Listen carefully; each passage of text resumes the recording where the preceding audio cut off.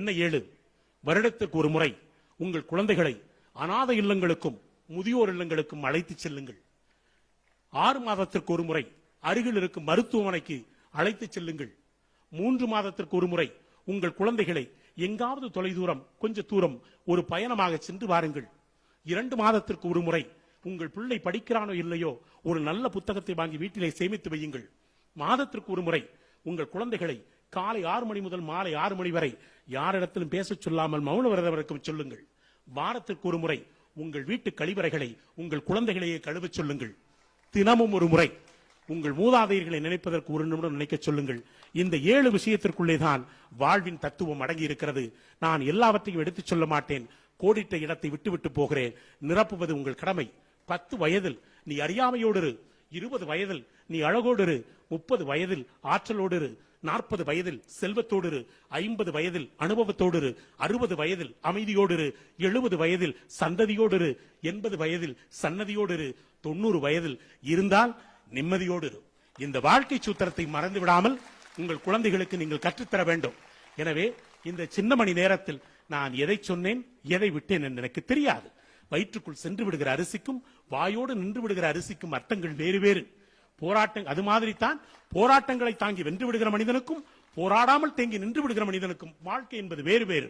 உங்கள் குழந்தைகள் நம் தலைமுறைகள் சீனர்களைப் போல பொருளாதாரத்திலும் யூதர்களைப் போல செல்வந்தர்களாகவும் வணிகாதாரத்திலும் விளங்க வேண்டும். தமிழ் சமூகம் அடுத்த கட்ட நகர்வுக்கு நகர வேண்டும். அதற்கான மிகப்பெரிய ஆயத்தத்தை இந்த ஆண்டு நீங்கள் தொடங்குங்கள். நம் சமூகம் மிகப்பெரிய சமூகமாக இந்த உலகத்தில் வெற்றி பெறும். அந்த வெற்றி பெறுவதை நான் கவிஞனாக இருந்து உங்களை வாழ்த்துகிறேன். உங்கள் இளமை இனிமையான கனவுகளாலும் உங்கள் வளமை உன்னதமான உழைப்பாலும் உங்கள் எண்ணங்கள் சிறந்த புத்தகங்களாலும் உங்கள் வாழ்க்கை அற்புதமான அனுபவங்களாலும் வளர வேண்டும். உங்கள் காடுகளில் இனி மழை விழுகட்டும். உங்கள் கணக்குகளில் இனி பிழை விலகட்டும். இந்த பூமிக்கு பெருமை சேர்க்கிற நல்ல தலைமுறைகள் நம் சமூகத்திற்கு தேவை. அது உங்கள் சமூகம் உங்களுடைய வீட்டிலிருந்து அந்த பிள்ளை இந்த பூமியை பெருமைப்படுத்துகிற பிள்ளை ஒரு பிள்ளை வர வேண்டும் என்று ஆசைப்படுகிறோம். தங்க தாயகத்தில் பிறந்த வங்கத்து ஞானி தாகூர் சொல்வதைப் போல நான் பாட வந்த பாடலை இன்னும் பாடவில்லை. யாழுக்கு இசை ஊட்டுவதிலேயே என் காலமெல்லாம் கரைந்து விட்டதென்பார். அப்படித்தான் நெஞ்சுக்கு நெருக்கமான சில செஞ்சொல் சித்தனங்களை பரிமாற முடியாமல் விடைபெறுகிறேன். வேர்களைப் போலல்ல கிளைகளைப் போல. கிளைகள் முறிந்தால் மீண்டும் துளிர்க்கும் தளிர்க்கும்.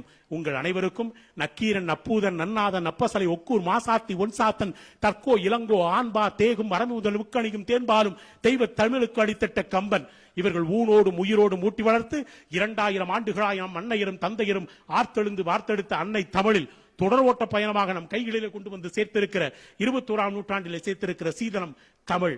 அந்த தமிழை உங்கள் பிள்ளைகளுக்கு தாய்மொழியின் மீது பற்றையும் அயல் மொழியின் மீது வணிகாதாரத்திற்காக அயல் மொழியையும் படிக்க சொல்லி உங்கள் பிள்ளைகளை வற்புறுத்துங்கள். உங்கள் பிள்ளைகள் மிகச்சிறந்த வளர்ச்சியாக வர வேண்டும் என்று இந்த சமூகத்திற்கு முன்னால் வேண்டி விரும்பி விடைபெறுகிறேன். உங்கள் கால் மலர்களில் என் கண் மலர்களை வைத்து இசை பாடும் சொற்களால் உங்கள் திசை நோக்கி வாழ்த்தி வணங்கி விடைபெறுகிறேன். நன்றி, வணக்கம்.